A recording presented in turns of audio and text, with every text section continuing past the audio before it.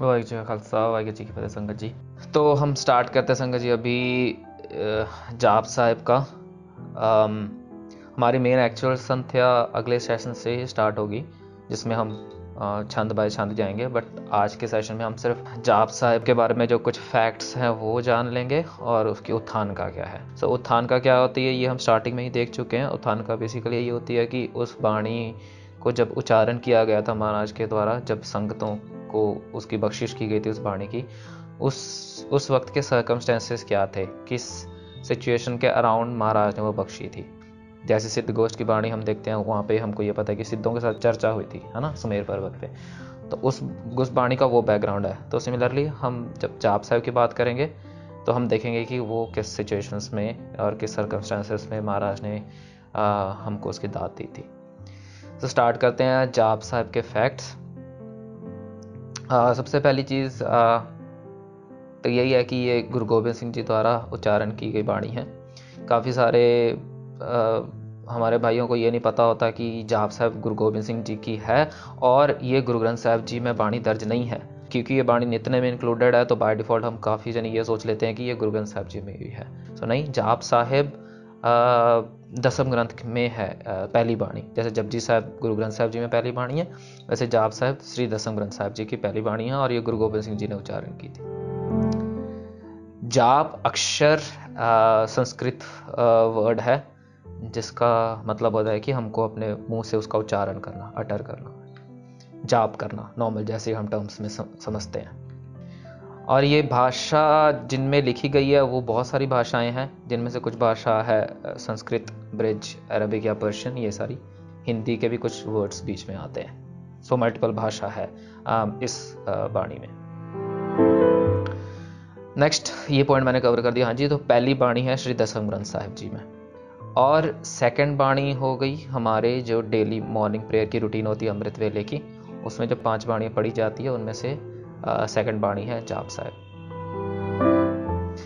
और ये एक वो भी वाणी है जो कि अमृत संचार के दौरान भी पढ़ी जाती है ऑब्वियसली, क्योंकि हमको पता जब अमृत तैयार होता है उस वेले नित्यनेम की 5 वाणियाँ पढ़ी जाती है, तो उस दौरान ये वाली वाणी भी पढ़ी जाती है। जाप साहिब में इन टोटल 199 वर्सेस है, या हम कह सकते हैं पौड़ियाँ हैं। और एक तरीके से कह लो कि जब हम वो 199 पौड़ियाँ पढ़ते हैं, उनमें एक तरीके से कह लो कि हम 199 टाइम्स गुरु महाराज को नमस्कार कर रहे हैं। क्योंकि आपने देखा होगा वो मोस्टली अलग अलग अक्षरों से गुरु महाराज की उस्तत, गुरु महाराज कह लो या परमात्मा कह लो, उनकी उस्तत की गई है ना, नमस्तंग या नमस्तवंग या नमो, ऐसे अक्षर यूज़ करके। तो जाप साहिब जब हम पढ़ते हैं तो एक तरीके से कह लो कि हम महाराज को 199 तरीकों से उनको पुकार लगा रहे हैं।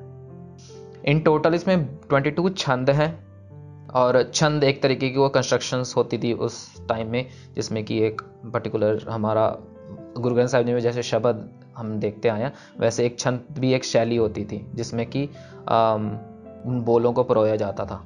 सो इन टोटल 22 छंद हैं। जैसे पहला छंद आता है छपय छंद व प्रसाद, फिर भुजंग प्रयात छंद। सो इन टोटल इस तरीके से 22 छंद हैं जाप साहिब में।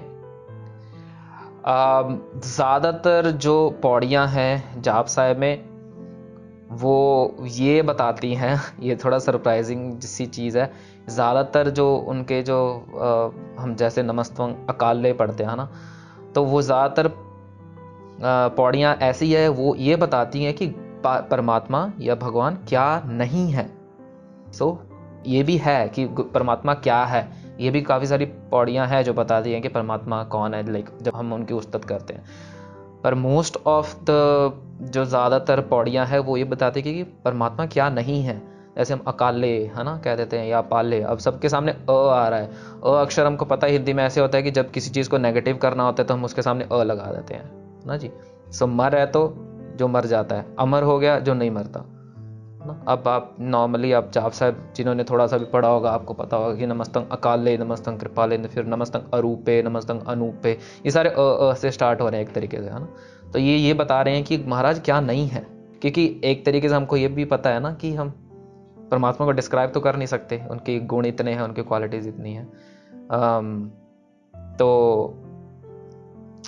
कह लो कि ये भी वे है महाराज को डिस्क्राइब करने का या परमात्मा को डिस्क्राइब करने का कि हम तेरे बारे में कुछ जान नहीं सकते, हमको तेरे बारे में कुछ नहीं पता। इसलिए आप वर्ड भी देखो जो वाहेगुरु है ना, उसमें इसको एक सुप्रीम मंत्र भी कहा जाता है ना। आप अगर अक्षर राम की बात कहो या अल्लाह की बात कहो या जितने भी अक्षर हम जानते हैं परमात्मा के लिए, गोपाल है ना, हर एक अक्षर उनके क्वालिटीज़ के ऊपर उनके रखे गए हैं है ना। सो गोपाल जो पृथ्वी की पालना करता है, या राम जो हर तरफ रम्या हुआ है। पर जब वाहिगुरु की बात आती है तो एक तरीके से कह लो कि उसमें हम कुछ डिस्क्राइब नहीं कर सकते। उसमें यह है कि वंडर स्ट्रक वाली सिचुएशन है कि वाह है ना, हम कुछ कह नहीं पा रहे। जिसको कहते हैं ना कि जैसे गूंगे की मठियाई वाला कॉन्सेप्ट भी आता है कि हाँ तुमको बताओ, गूंगा है उसने मठियाई खाई, उसको बोलो कि कैसी लगी, वो नहीं बता पाएगा ना। सो सिमिलर वे यही है कि जब कोई चीज़ हमको बहुत ही ज़्यादा अमेजिंग लगती है तो फिर उसके पास शब्द नहीं होते वो उस चीज़ को डिस्क्राइब करने के, फिर वो बस वंडर स्ट्रक सा होके बस वाह ही कर सकता है ना। तो एक तरीके से कह लो कि परमात्मा को नहीं डिस्क्राइब कर पाना ही उनकी सही मायने में कह लो कि उनकी उस्तत होगी। और जाप साहब में ऐसे बहुत सारे वेज हैं जैसे हमने यहाँ पे देखा भी। नेक्स्ट, ये बाणी थोड़ी डिफिकल्ट है कंठ करने के लिए, स्पेशली इसलिए क्योंकि इसमें कुछ अक्षर ऐसे आते हैं जो रिपीट होते हैं, और क्योंकि वो रिपीट होते हैं तो पॉसिबिलिटी ये होती है कि हम कहीं और पढ़ रहे होते हैं और सडनली हम कहीं और एंड अप हो जाते हैं। क्योंकि कैसे होता है कि हमारा जब हमें बाणी एक तरीके से हम कंठ हो जाती है तो हमारा ध्यान भटक जाता है थोड़ा बहुत। तो क्या होता है कि हम होते कहीं और पे हम रियलाइज़ करते हैं थोड़ी देर बाद कि हम एक्चुअल में कहीं और में ही पढ़ने लग जाते हैं। और ये इसलिए होता है क्योंकि पहली चीज़ तो ये कि इनमें सिमिलर लुक दिखने वाले अक्षर होते हैं और एग्जैक्ट वर्ड्स भी आ जाते हैं कहीं पे, जो कि बिल्कुल ही हमको उधर ट्रैक से बाहर ले जाते हैं। तो वो बड़ी ध्यान देने की चीज़ होती है कि वो अक्षर कहाँ पे आ रहे हैं। और इससे क्या फ़ायदा होता है कि हमारी जो पढ़ने वाले की जो ब्रेन मेमोरी है उसको फोकस करने में हेल्प करता है। अगर आपका ध्यान नहीं होगा तो आप बड़े इजीली भटक के पीछे चले जाओगे। और जब हम संध्या करेंगे जाप साहिब की, महाराज कृपा करें, इस दौरान जो जो ऐसी चीज़ें जहाँ जहाँ आती है, टिप्स कह लो, ट्रिक्स कह लो, है ना, जहाँ से मोस्टली चांसेस होते हैं हमारे भटकने के, उस चीज़ को हम हाईलाइट करते रहेंगे सो दैट कि अगर आप वो वाली चीज़ें अपनी मेमोराइज कर लोगे तो there is a very high possibility कि आपका जाप साहब पूरा का पूरा महाराज की कृपा से कंठ हो जाए। पर ऑल थ्रू जाप साहब आपका ध्यान होना ज़रूरी है, क्योंकि ऐसे बहुत सारे जगह आएगी जाप साहब में जहाँ पे कि हमको ध्यान देने की ज़रूरत है। जैसे जपजी साहब में हमारा ये होता है कि हमको सिर्फ सुनने वाली पौड़ियाँ या मनने वाली पौड़ी या फिर कुदरत कवण कहा विचार वाली या पौड़ियाँ, या फिर जो लास्ट में आता है आदेश से आदेश वाली 4 पौड़ियाँ, वहाँ पे हमको थोड़े से कॉन्सेंट्रेट करने की ज़रूरत होती है क्योंकि उनकी एंडिंग सिमिलर वे में एंड हो रही होती है।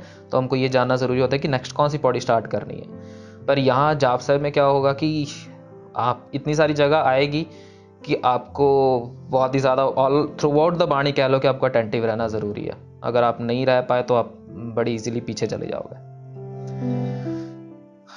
एंड एक और चीज़, उनको थोड़ी आसानी हो सकती है जाप साहब कंठ करने में जिनका एक एक छंद एटलीस्ट कंठ है। फॉर एग्जाम्पल, अगर मैं आपको कहूँ कि ये वाला छंद पढ़ के बताओ, ये वाला छंद, एक पर्टिकुलर छंद, तो अगर आप वो छंद पढ़ लेते हो तो दैट मीन्स कि मतलब आपके ज़्यादा चांसेस हो जाएंगे कि आप इजीली थोड़ा महाराज की कृपा से वो जाप साहब कंठ कर पाओ।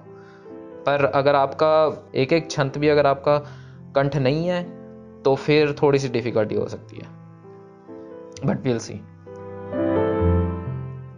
अब हम आते हैं जाप साहब की उत्थानका की तरफ कि जाप साहब को जब उच्चारण किया गया था तो वहाँ पे कैसा सीन था, कैसे सर्कमस्टांसेस थे।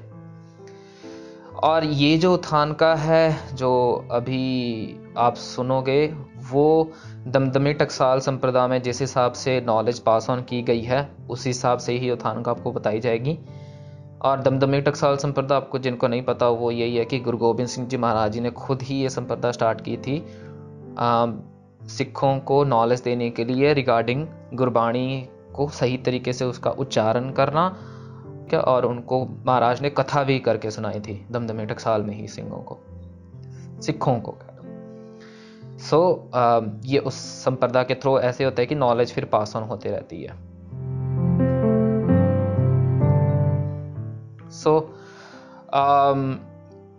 इसका ये है बैकग्राउंड कि ये जाप साहब की बाणी गुरु गोविंद सिंह जी ने ही उच्चारण की थी जब वो दुष्ट दमन वाले रूप में, अपने पिछले रूप में थे। गुरु गोविंद सिंह जी की जब हम दसम ग्रंथ में वो पढ़ते हैं, ये जो जाप साहब की बाणी है ये गुरु गोविंद सिंह जी ने ऑलरेडी पहले उच्चारण की थी उस दुष्ट दमन रूप में, अकाल पुरख जी के सन्मुख उनके सामने ही जाप साहब बाणी उच्चारण की थी। पर ये अगेन नोट करो, ये दुष्ट दमन रूप में थी। और ये जो दुष्ट दमन रूप है ये वही रूप है जो हम बचित्तर नाटक में जब गुरु महाराज ने वो सारी चीज़ें डिस्क्राइब की हमको, जिसमें हम वो शब्द पढ़ते हैं कि अब मैं अपनी कथा बखानो। तो मैं आपको वो वाला एक बार शब्द दिखा देता हूँ। ये अब चौपाई है जिसमें कि गुरु महाराज कहते हैं कि गुरु गोविंद सिंह जी की बाणी से ही आई है, और उसमें गुरु महाराज ये बताते हैं कि अब मैं अपनी कथा बखानो, कि अभी मैं अपनी कथा का बख्यान करने जा रहा हूँ। तप साधक जेह बिद मुहयानो, जब वो गुरु महाराज तप की अवस्था में, कह लो कि जब वो डीप मेडिटेशन में बैठे हुए थे। हेमकुंड पर्वत है जहाँ, कहाँ पे थे? हेमकुंड पर्वत, जहाँ पे हमको पता ही है हेमकुंड साहब भी है, ठीक है। हेमकुंड पर्वत है जहाँ सप्त श्रृंग सोबत है तहाँ। तो हम ज़्यादा हर एक डिटेल में नहीं जाएंगे। बेसिकली जब महाराज तपस्या में बैठे थे, ध्यान में बैठे थे हेमकुंड साहब में, उस समय की ये बात है जो गुरु महाराज बता रहे हैं। सप्त श्रृंग तेह नाम कहावा, पांड राज जह जोग कमावा। तब हम अदग तपस्या साधी। वहाँ पे गुरु महाराज कहते हैं कि वहाँ पे मैंने काफ़ी सारी तपस्या साधी, महाकाल काल का आराधी, और ये जो परमात्मा को उन्होंने आराधा बहुत ज़्यादा। फिर एह बिद करत तपस्या पयो, द्वैते एक रूप वह गयो। फिर क्या हुआ कि तपस्या इतनी की थी कि फिर क्या हुआ था कि वो गुरु महाराज के साथ ही लीन हो गए थे। द्वैते एक रूप वह गयो, ठीक है, दो से वो एक रूप हो गए। तात मात मुर अलख अराधा, बहुविध जोग साधना साधा। तात मात मतलब महाराज कह रहे हैं कि मेरे माता पिता ने बहुत तप किया था अपनी जो जीवन था उसमें। तो उससे क्या हुआ था कि ताते प्रसन्न भय गुरुदेवा, तो उससे प्रसन्न होके परमात्मा प्रसन्न होके क्या हुआ था कि तिन प्रभ जब आयस मोह दिया, तब हम जन्म कलु मह लिया।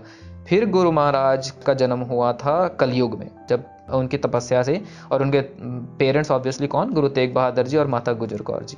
उनकी तपस्या से जब परमात्मा प्रसन्न हुए थे, फिर उन्होंने गुरु गोविंद सिंह जी को कलयुग में भेजा था। चितना पयो हमरो आवन कह, चुभी रही सदप्रभ चरणन में है। यहाँ महाराज बता रहे हैं कि मेरा आने का कोई मन नहीं था, क्योंकि मेरी सुरत महाराज के में ऑलरेडी लीन थी। बट जो त्यो प्रभ हमको समझायो, इम कह के यह लोक पठायो। महाराज ने फिर कहा कि उन्होंने, परमात्मा ने गुरु महाराज को समझाया और उन्होंने फिर गुरु गोविंद सिंह जी को इस धरती पे भेजा। ठीक है, अब ये जो है गुरु गोविंद सिंह जी की खुद की लिखी हुई है, कह लो कि उनकी लाइफ की हिस्ट्री, ठीक है, जहाँ पे वो बताते हैं कि मैं पहले कहाँ था। तो ये उसी रूप की बात हो रही है जब गुरु गोविंद सिंह जी एज अ दुष्ट दमन के रूप में था वहाँ पे। तो अब हम दोबारा अपनी प्रेजेंटेशन पे आ जाते हैं। तो वहाँ पे हमने ये अंडरस्टैंड कर लिया कि उधर गुरु महाराज ने ऑलरेडी एक बार ये बाणी इन फ्रंट ऑफ अकाल पुरख जाप साहब को उच्चारण किया था। फिर बाद में क्या होता कि अब अनंतपुर साहब में हम आ जाते हैं।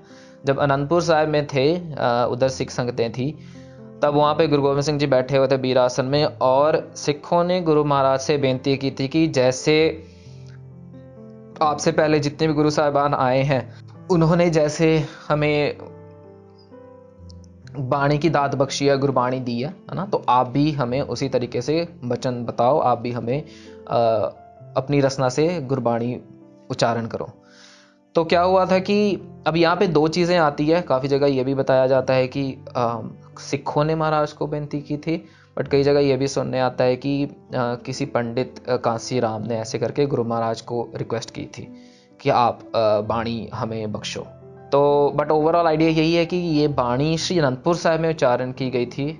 और क्या हुआ था कि जब उन्होंने, सिखों ने रिक्वेस्ट की थी तो फिर क्या था कि गुरु गोविंद सिंह जी ने उन सिखों की रिक्वेस्ट को एक्सेप्ट करते हुए फिर वो सेम बाणी कहा, गुरु महाराज ने कहा कि जो बाणी मैं ऑलरेडी अकाल पुरख के सन्मुख अपने पिछले रूप में उच्चार चुका हूँ, जो जाप साहिब की बाणी थी, वो मैं दोबारा तुम संगतों के सन्मुख रख रहा हूँ। तो आप उसी बाणी से फिर कह लो कि दसम ग्रंथ उसकी स्टार्टिंग हुई थी। और दसम ग्रंथ साहिब की जो पहली बाणी है, ऐसे हमने देख ही लिया है, वो जाप साहिब है, और ये जाप साहिब अनंतपुर साहिब में उच्चारण की गई थी। फिर बाद में क्या हुआ था कि सिखों ने यह भी कहा था, महाराज से विनती की थी कि हमको जाप साहिब गुरबाणी के जो आपने हमें जो अभी बख्श तो दी है, पर इसके हमको मीनिंग या इसकी हमें अर्थ भी आप स्पष्ट करके बताओ। तो फिर क्या हुआ था कि गुरु महाराज ने काफ़ी सारे सिखों को अमृत संचार के बाद कह लो कि उन गुरसिखों को फिर उस बाणी के अर्थ बोध भी करवाए थे श्री अनंतपुर साहिब में ही। तो उनमें जो इंक्लूडेड थे सिख वो थे कि पंज प्यारे थे, पंज मुक्ते थे। अब एक चीज़ नोट करो यहाँ पे कि ये गुरबाणी ऑलरेडी जब महाराज ने सबसे पहली बार अमृत की दात दी थी, उससे पहले ही उच्चारण महाराज ने सिंगतों को दे दी थी जाप साहिब बाणी। अमृत संचार जो पहला अमृत संचार हुआ था उससे पहले, ये अभी अर्थ की बात कर रहे हैं हम। सो जब अर्थ गुरु महाराज ने भी बताए थे संगतों को, उनमें से ये सारे कुछ सिंह हैं जिनके नाम हैं। और ये एग्जैक्ट ऐसा था कि संप्रदाय में एग्जैक्ट सिंहों के नाम भी बताए जाते हैं कि कौन कौन थे, पर इनमें हम वो सारे इंक्लूड नहीं कर रहे, इनमें से कुछ ही हम डाल रहे हैं। सो जिनमें थे कि पंज प्यारे थे, पंज मुक्ते थे। पंज मुक्ते आई होप आप सबको पता होगा। पंज मुक्ते वो थे कि जो पंज प्यारों के बाद फिर अमृत की दात के लिए खड़े हुए थे, जो उनको महाराज ने फिर पंच मुक्ते की टाइटल से नवाजा था। और भाई मोहर सिंह लिखारी, भाई पृथ्वी सिंह जी, भाई गुरबख्श सिंह जी, ये भाई गुरबख्श सिंह जी वही है जिनका हम जानते हैं अकाल तख्त साहिब के पीछे शहीदी बुंगा है, ये वही भाई गुरबख्श सिंह जी है। भाई जीवन सिंह जी, भाई मान सिंह जी, भाई निहाल सिंह जी, भाई बुद्ध सिंह जी, ऐसे अनेकों गुरसिख थे जिनको फिर गुरु महाराज ने जाप साहिब के अर्थ श्रवण करवाए थे। उसके बाद क्या हुआ था कि जो बाकी की रेस्ट ऑफ द कथा है, जो दसम ग्रंथ साहिब की कथा है, वो भी गुरु महाराज ने गुरसिखों को सुनाई थी। पर वो था जब गुरु गोबिंद सिंह जी हजूर साहिब में थे, जिसकी पूरी कथा में ऑलमोस्ट संप्रदाय में बताया जाता है कि 14 महीने लगे थे श्री दसम ग्रंथ साहिब की कथा जब गुरु गोबिंद सिंह जी ने की थी हजूर साहिब में। तो हाँ जी, तो ओवरऑल हमने ये समझ लिया कि जो जाप साहिब की कथा है और जो उसका उच्चारण है, वो गुरु गोविंद सिंह जी ने अनंतपुर साहिब में ही गुरसिखों पे बख्शिश की थी उस बाणी की। और फिर श्री दसम ग्रंथ साहिब की जो कह लो कि बाकी रेस्ट ऑफ द कथा है, वो गुरु गोविंद सिंह जी ने फिर हजूर साहिब में की थी। सो ये ओवरऑल उत्थान का है श्री जाप साहिब जी की। किसी का कोई सवाल तो आप पूछ सकते हो जी, और एल्स फिर हम जाप साहिब की संध्या में स्टार्ट करेंगे अगले सेशन से, जिसमें हम पहला छंद देखेंगे। वाहिगुरू जी का खालसा, वाहिगुरू जी की फतेह वीर जी। वाहिगुरू जी का खालसा, वाहिगुरू जी की फतेह जी। हाँ जी वीर जी, आजकल ना ਜਦੋਂ ਜਾਪ ਸਾਹਿਬ ਜੀ ਪਾਠ ਕਰਦੇ ਆ ਤਾਂ ਗੁਟਕਿਆਂ ਵਿੱਚ ਡਿਫਰੈਂਟ ਵਰਜ਼ਨਸ ਮਿਲਦੇ ਆ ਸਾਨੂੰ, ਜਿਹੜਾ ਹਾਂਜੀ, ਤੇ ਉਹਦਾ ਕੀ ਰੀਜ਼ਨ ਹੈ ਔਰ ਮਤਲਬ ਕਿਸ ਨਾਲ ਹੋਣਾ ਚਾਹੀਦਾ? ਕਿਉਂਕਿ ਅਸੀਂ ਸੁਣਿਆ ਸੀ ਕਿ ਦਸਮ ਬਾਣੀ ਵਿੱਚ ਬਿੰਦੀ, ਜ਼ੱਜ਼ਾ, ਇਹ ਸਾਰੇ ਅੱਖਰ ਇਸਤੇਮਾਲ ਹੋਏ ਹੈ, ਸ਼ੱਸ਼ਾ, ਜ਼ੱਜ਼ਾ, ਗੱਗਾ, ਖੱਖਾ, ਜੋ ਇਹ ਸਾਰੇ ਅਕਸ਼ਰ ਇਸਤੇਮਾਲ ਹੋਏ ਹੈ। ਤੇ ਜਿਹੜਾ SGPC ਤੋਂ ਪ੍ਰਮਾਣਿਤ ਗੁਟਕਾ ਸਾਹਿਬ ਹੈ, ਉਹਦੇ ਵਿੱਚ ਸਾਰੀ ਬਿੰਦੀਆਂ ਲੱਗੀ, ਸਭ ਕੁਝ ਹੁੰਦਾ ਹੈ, ਤੇ ਸ਼ਾਹੋ ਸ਼ਾਨ ਹੁੰਦਾ ਹੈ। ਬਟ ਜਿਹੜਾ ਅਕਸਾਰ ਵਾਲਾ ਗੁਟਕਾ ਸਾਹਿਬ ਹੈ, ਉਹਦੇ ਵਿੱਚ ਬਿੰਦੀਆਂ ਨਹੀਂ ਹੈ ਤੇ ਸ਼ਾਹੇ ਸ਼ਾਹਾਨ ਹੈ। तो उसਦੇ ਲਈ ਮਤਲਬ ਉਹਨਾਂ ਦਾ ਕੀ ਸੋਰਸ ਹੈ ਦੋਨਾਂ ਦਾ? देखो पहली चीज तो मैं ਤੁਹਾਨੂੰ ਇਹ ਦੱਸ ਦੂੰ, ਮੈਂ ਸ਼ਾयद एक पॉइंट में पाना सी मैं भूल गया उरे। तो क्या है कि हम जो जाप साहिब की संध्या करेंगे, वो हम जो गुटका साहिब यूज करेंगे, वो निहंग संध्या वाली जो ऐप है वही वाला गुटका साहिब यूज करेंगे। अगर आपके पास नहीं है तो आप डाउनलोड कर लो iOS या प्ले स्टोर पे या जहाँ से भी, हम उसी को रेफर करके हम जाप साहिब की संध्या करेंगे। एंड अभी आपका जो सवाल आया सह सिंह जी, उसमें यही है कि देयर आर डिफरेंट वर्जन्स।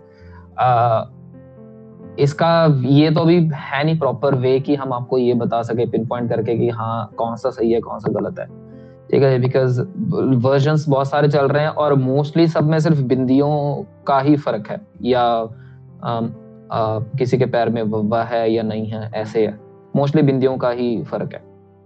और ये सारी कंफ्यूजन्स इसलिए आई है क्योंकि काफी सारे अक्षर जाप साहिब में पर्शियन भाषा में से लिए गए हैं, पर्शियन हो गए या ये जो हमारे उर्दू वाले टच वाले जो अक्षर हैं। तो क्या होता है कि बाय डिफॉल्ट क्योंकि उन भाषाओं में उस अक्षर को प्रोनाउंस उस तरीके से किया जाता है, तो द आइडिया वाज कि फिर उन अक्षरों को जब हम गुरमुखी में कन्वर्ट कर रहे हैं तो उनको भी फिर उसी तरीके से पढ़ा जाना चाहिए जैसे उस भाषा में पढ़ा जाता है।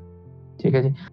बट द आइडिया इज कि क्योंकि इतनी सारी कंफ्यूजन्स है, कंफ्यूजन्स इन द सेंस इतने सारे वर्जन्स हैं और समझ नहीं आता कि कौन सी पढ़े कौन सी नहीं पढ़े, तो द बेस्ट वे इज कि जो ऑलरेडी कह लो कि संप्रदाय में चलती आई है बाणी, दमदमित नॉट बाणी, आई मीन संप्रदाय में वो वर्जन यूज होता गया आया है, उसी को यूज करें। और जब आप वो ऐप खोलोगे भी उसके नीचे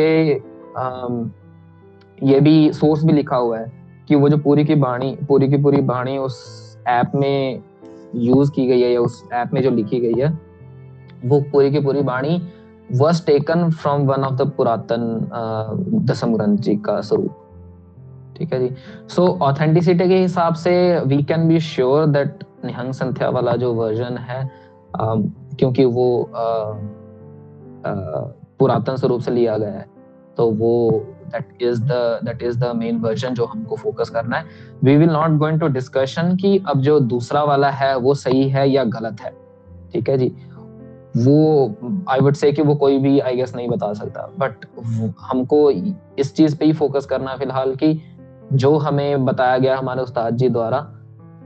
और क्योंकि दमदमी टकसाल एक संप्रदाय है which is known for Gurbani Sandhya and all, और क्योंकि गुरु महाराज ने खुद ही स्टार्ट की है, so it's best to focus on वही चीज जो हमको हमारे प्लेट में परोस के मिल रही है, इंस्टेड ऑफ कि हम ना जाके अपना टाइम खराब करें वो सारी चीजों में। क्योंकि because end of the day हमको करना क्या है, हमको गुरबाणी पढ़नी है ना, और गुरबाणी पढ़नी है द शुद्धेस्ट वे है ना, जो सबसे प्योरिटी वाला जो वर्जन है, उस हिसाब से हमारा आइडिया है कि हम उसी में पढ़े।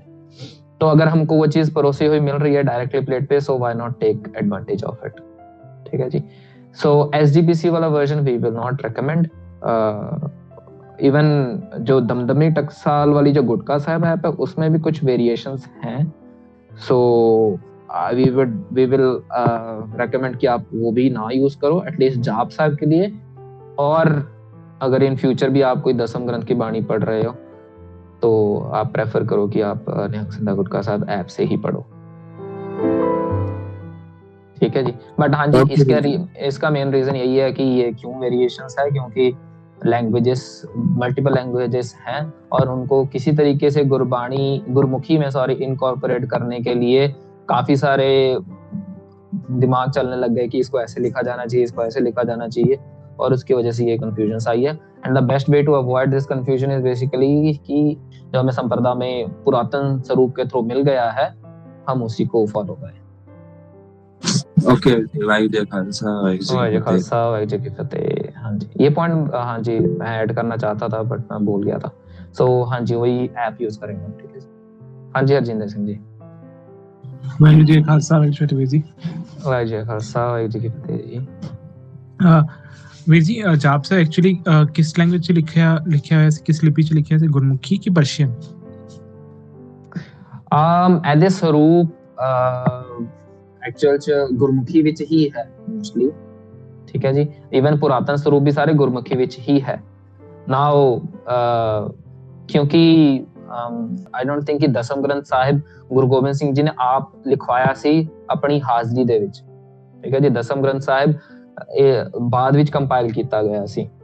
सो we don't have evidence to say कि जाप साहिब ओरिजिनली गुरु गोबिंद सिंह जी दा ਜਿਹੜਾ ਗੁਰੂ ਗੋਬਿੰਦ ਸਿੰਘ ਜੀ ਨੇ ਉਚਾਰਨ ਕੀਤਾ ਉਹ ਪਰਸ਼ੀਅਨ ਵਿੱਚ ਸੀ ਜਾਂ ਕਿਦੇ ਵਿੱਚ ਸੀ, because it can't be Persian. The reason being ਹੁਣ ਅਸੀਂ ਸਿਰਫ ਅਸਿਊਮ ਕਰ ਸਕਦੇ ਹਾਂ again it can't be Persian because ਉਹਦੇ ਵਿੱਚ ਮਲਟੀਪਲ ਭਾਸ਼ਾਵਾਂ ਹੈਗੀ ਹੈ। So you can't just choose one language ਹੈ ਨਾ, ਤੁਸੀਂ ਸਿਰਫ ਇੱਕ ਲੈਂਗੁਏਜ ਚੂਜ਼ ਕਰ ਇੱਕ ਸਕ੍ਰਿਪਟ ਚੂਜ਼ ਕਰਕੇ ਨਹੀਂ ਕਰ ਸਕਦੇ। ਔਰ ਅਗਰ ਸਕ੍ਰਿਪਟ ਚੂਜ਼ ਕਰਨੀ ਹੀ ਹੈ it makes sense to use choose Gurmukhi है ना।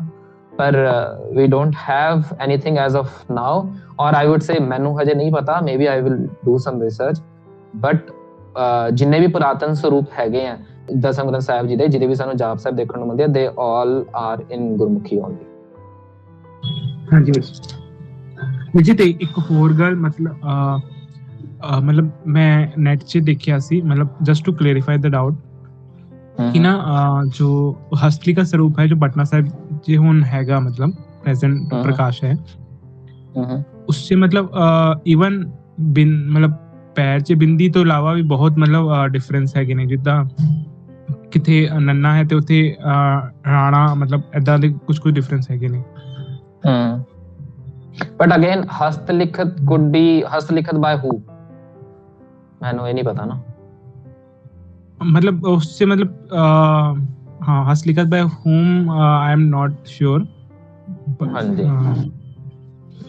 So the idea is basically, ਤਾਂ ਹੀ ਮੈਂ ਕਹਿ ਰਿਹਾ ਸੀ, ਜਿਵੇਂ ਸਹਿਬ ਸਿੰਘ ਜੀ ਨਾਲ ਵੀ ਦੱਸ ਰਿਹਾ ਸੀ ਨਾ, ਸੋ ਇਹ ਸਾਰੀ ਬਹੁਤ ਕਨਫਿਊਜ਼ਨਸ ਤੁਹਾਨੂੰ ਆਣਗੀਆਂ, but the best way is ਕਿ ਆਪਾਂ ਉਹ ਸਾਰੀ ਚੀਜ਼ਾਂ ਅਵੋਇਡ ਕਰੀਏ. ਨਾਓ ਮੈਂ ਹੁਣ ਬਿਕਾਜ਼ ਕਿਉਂਕਿ ਆਪਾਂ ਇੱਥੋਂ ਸਿੱਖ ਰਹੇ ਹਾਂ, ਬਿਕਾਜ਼ ਮੇਰੇ ਉਸਤਾਦ ਜੀ ਜਿਹੜੇ ਹੈਗੇ ਆ ਨਿਹੰਗ ਸੰਥਿਆ ਆਰਗੇਨਾਈਜੇਸ਼ਨ ਤੋਂ ਨੇ, ਜਿਹਦਾ ਬੈਕਗਰਾਉਂਡ ਦਮਦਮੀ ਟਕਸਾਲ ਤੋਂ ਹੀ ਹੈ. ਸੋ ਦਾ ਆਈਡੀਆ ਇਸ ਕਿ ਆਪਾਂ ਜੋ ਸਾਨੂੰ ਚੀਜ਼ ਮਿਲ ਰਹੀ ਆ ਆਪਾਂ ਉਸੇ ਨੂੰ ਫੋਲੋ ਕਰੀਏ. ਨਾਓ ਅਗੇਨ ਜੇ ਕੱਲ ਨੂੰ ਕੋਈ ਦਮਦਮੀ ਟਕਸਾਲ ਐਪ ਤੋਂ ਕਰਦਾ ਜਾਂ SGPC ਗੁਟਕਾ ਸਾਹਿਬ ਤੋਂ ਐਪ ਤੋਂ ਵੀ ਕਰਦਾ ਹੈ, ਵੀ ਡੋਂਟ ਹੈਵ ਐਨ ਅਥਾਰਟੀ ਉਹਨਾਂ ਨੂੰ ਦੱਸਣ ਲਈ ਕਿ ਤੁਸੀਂ ਇਹ ਗਲਤ ਪੜ੍ਹ ਰਹੇ ਹੋ. ਬਟ ਦ ਆਈਡੀਆ ਇਜ਼ ਜੇ ਤੁਸੀਂ ਇਸ ਸਕੂਲ ਵਿੱਚ ਐਡਮਿਸ਼ਨ ਲੈ ਲਿੱਤੀ ਹੈ, ਵਿਚ ਇਜ਼ ਕਹਿ ਲਓ ਫॉर ਨਾਓ, ਇਫ ਅਗਰ ਤੁਹਾਡੇ ਲਈ ਆਲ ਅਬਾਊਟ ਸਿੱਖੀ ਇਜ਼ ਦ ਸਕੂਲ, then ਤੁਹਾਨੂੰ ਉਹੀ ਚੀਜ਼ ਫੋਲੋ ਕਰਨੀ ਹੈ ਜੋ ਤੁਹਾਨੂੰ ਦੱਸੀ ਜਾ ਰਹੀ ਹੈ. ਅਗਰ ਤੁਸੀਂ ਕੋਈ ਹੋਰ ਫੋਲੋ ਕਰ ਰਹੇ ਹੋ ਗੁਟਕਾ ਸਾਹਿਬ ਐਪ, then ਤੁਸੀਂ ਫੋਲੋ ਕਰ ਸਕਦੇ ਹੋ ਉਹਨੂੰ, ਉਹਦੇ ਵਿੱਚ ਕੁਝ ਗਲਤ ਜਾਂ ਸਹੀ ਨਹੀਂ ਆ. ਬਟ ਦਾ ਆਈਡੀਆ ਇਜ਼ ਅਗਰ ਤੁਸੀਂ ਸਕੂਲ ਵਿੱਚ ਐਡਮਿਸ਼ਨ ਲਿੱਤੀ ਹੈ, then ਇਟਸ ਗੁੱਡ ਕਿ ਤੁਸੀਂ ਫਿਰ ਉਸੀ ਚੀਜ਼ ਨੂੰ ਫੋਲੋ ਕਰੋ ਜੋ ਤੁਹਾਨੂੰ ਦੱਸਿਆ ਜਾ ਰਿਹਾ, ਠੀਕ ਹੈ, ਬਿਕਾਜ਼ ਫਿਰ ਅੱਗੇ ਕਨਫਿਊਜ਼ਨ ਹੀ ਹੋਣਗੇ. ਕਾਫੀ ਸਾਰੇ ਗੁਰਸਿੱਖਾਂ ਨੂੰ ਮੈਂ ਜਾਣਦਾ ਜੋ ਕਿ ਦਮਦਮੀ ਟਕਸਾਲ ਵਾਲੀ ਐਪ ਯੂਜ਼ ਕਰਦੇ ਨੇ. ਇਵਨ ਦਮਦਮੀ ਟਕਸਾਲ ਐਪ ਦੇ ਗੁਟਕਾ ਸਾਹਿਬ ਵਿੱਚ ਵੀ ਬਹੁਤ ਸਾਰੇ ਵਰਜ਼ਨਸ ਨੇ, ਠੀਕ ਹੈ. ਜਿਹੜੇ ਪੁਰਾਤਨ ਦਮਦਮੀ ਟਕਸਾਲ ਦੇ ਗੁਟਕਾ ਸਾਹਿਬ ਹੈਗੇ ਆ ਤੇ ਜਿਹੜੇ ਅੱਜ ਪ੍ਰਿੰਟ ਹੋ ਰਹੇ ਆ ਉਹਨਾਂ ਵਿੱਚ ਵੀ ਫਰਕ ਹੈਗਾ. ਸੋ ਬਹੁਤ ਬੜੀ ਕਨਫਿਊਜ਼ਨਸ ਹੈਗੀਆਂ ਰਿਗਾਰਡਿੰਗ ਕੀ ਹੈ ਕੀ ਨਹੀਂ ਹੈ. But the idea at the end of the day ਸਾਨੂੰ ਬਸ ਗੁਰੂ ਮਹਾਰਾਜ ਦੀ ਉਸਤਤ ਕਰਨੀ ਹੈ, ਤੇ ਜੋ ਚੀਜ਼ ਸਾਨੂੰ ਬਣੀ ਬਣਾਈ ਮਿਲ ਗਈ ਹੈ, ਐਂਡ ਬਿਕਾਜ਼ ਉਹਨਾਂ ਨੇ ਐਪ ਦੇ ਵਿੱਚ ਹੀ ਇਹ ਵੀ ਦਿੱਤਾ ਹੋਇਆ ਕਿ ਉਹ ਪੁਰਾਤਨ ਸਰੂਪ ਤੋਂ ਹੀ ਲਿੱਤਾ ਗਿਆ ਹੈ, ਦੈਨ ਇਹ ਸਾਰੀ ਕਨਫਿਊਜ਼ਨ ਨੂੰ ਪਾਸੇ ਰੱਖਦੇ ਹੋਏ ਸਾਡਾ ਮੇਨ ਮੋਟਿਵ ਇਹੀ ਹੋਣਾ ਚਾਹੀਦਾ ਹੈ ਕਿ ਅਸੀਂ ਉਸ ਚੀਜ਼ ਤੇ ਫੋਕਸ ਕਰੀਏ ਕਿ ਗੁਰਬਾਣੀ ਆਪਾਂ ਪੜ੍ਹੀਏ ਵੱਧ ਤੋਂ ਵੱਧ, ਤੇ ਉਹਨੂੰ ਓਬਵੀਅਸਲੀ ਕੰਠ ਕਰਨ ਦੀ ਕੋਸ਼ਿਸ਼ ਕਰੀਏ. ਹਾਂਜੀ तो आज के लिए इतना ही है जी. ਭੁੱਲਾਂ ਚੁੱਕਾਂ ਦੀ ਖਿਮਾ. ਵਾਹਿਗੁਰੂ ਜੀ ਕਾ ਖਾਲਸਾ, ਵਾਹਿਗੁਰੂ ਜੀ ਕੀ ਫਤਿਹ.